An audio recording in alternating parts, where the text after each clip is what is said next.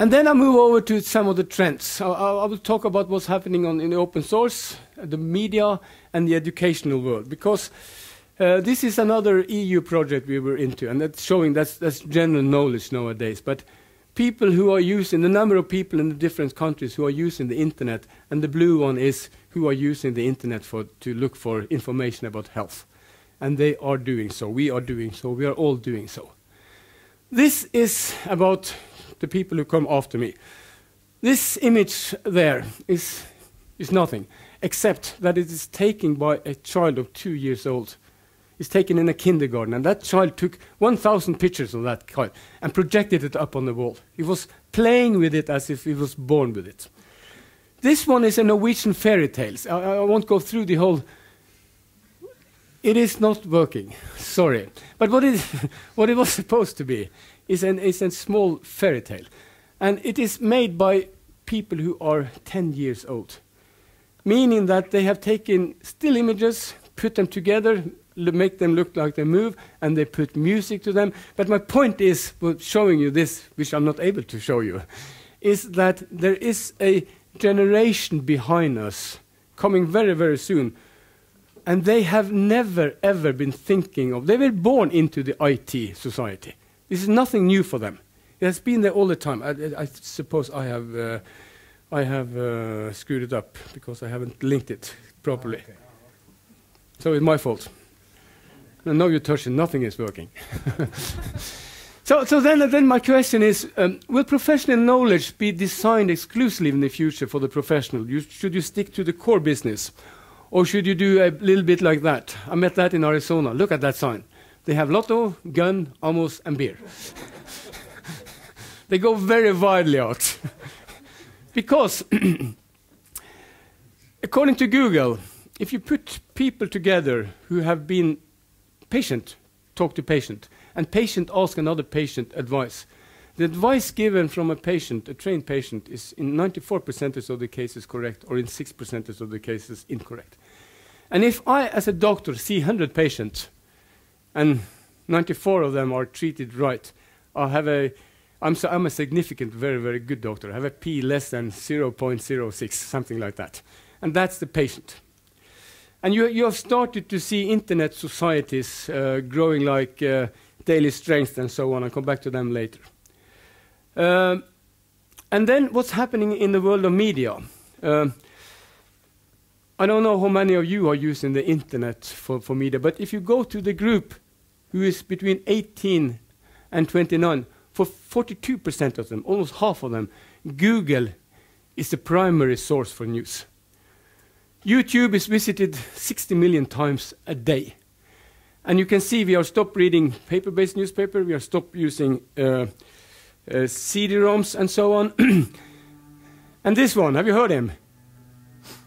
He was approaching BBC and said, I want to become famous. Okay, they said, in which way are you going to be famous? I'm going to play a guitar, but we don't serve you because we only give space slots for people who are able to attract more than 9 million people. Okay, he said, I don't need a studio, I'm going to do this at home.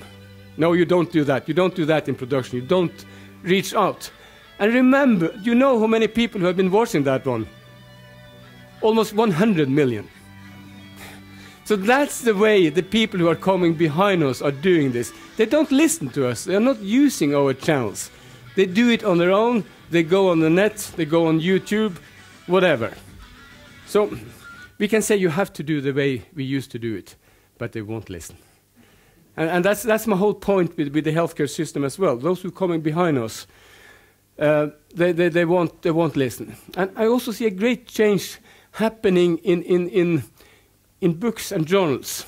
Because what you see here is a research doing on people in Norway who are between 15 and 17. The light blue is 2003, heavy blue is 2006. And between 2003 and 2006, the majority left the books and went over to the web. They are using the web as their primary source for knowledge when they are reading, studying in school. So things are about to change. And if you see in the science or information science society. What's happening the last 3 years that people have left Lancet. They haven't left. But in addition to that, they go on net, go on the web. And you see here, the index by Google. It's not indexed by Medicus something. It's changing very, very rapidly. I thought that would never happen, that the other would counterpart that. But what happened here is that this information that is open, accessible on the internet, the impact factor is so big that everybody is referring to them. So more and more people in the scientific society have started to put this out on the net instead of paper-based journals. And if you go to this Amadeo challenge, that is a way of learning how to create books on the net, and you have to give them away for free. And these books, the two biggest hits of this are books about diagnosing, treatment of HIV and tuberculosis. And these two books are downloaded between 30 and 40,000 times a month into environments who are don't have our budget, don't have the possibility to buy all this. So once again, there is a culture of sharing and a culture of sharing for free. And then we have the other things that is for the youth, we think. This coding and gaming and buying and blogging and Facebooking and all that has nothing to do with us, of course. But one of my PhD students, her thesis was to bring together women with breast cancer.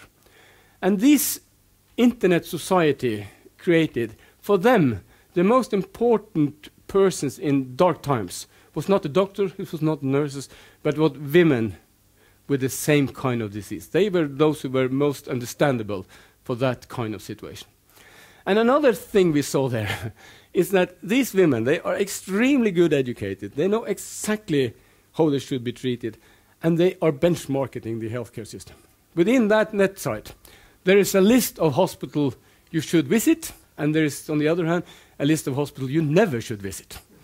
And there is a list of doctors who are very good, and there is a list of doctors who is very unpolite. So my advice is to the hospital is, before you are taken by surprise, before the benchmarking is getting out of control, start to benchmark yourself and make this information accessible to the publics. But that's scary. That's very, very scary. But others are doing that in a less scientific way, and I think that we can do ourselves. And then you also have this patient like me. Share your experience. You're back to what I told you about the 94%. Find patient like you, learn from others. And these are societies that are developing very, very rapidly. If you study this, in US, these societies don't want to have any professional as a part of that society. If you go to Norway, they want to have doctors and nurses as part of that society to discuss with. So my question is, open source and the sharing of knowledge. Something very strange is happening out there. I call it the cooperative society, or is it the final proof that Karl Marx was right? But something is happening in the internet society, in the way that we are sharing software, we are sharing knowledge, and follow that wave, I think. If you go to IBM and their HealthCast 2015, they say, we believe chronic patients will be empowered to take control of their own diseases through IT-enabled management programs.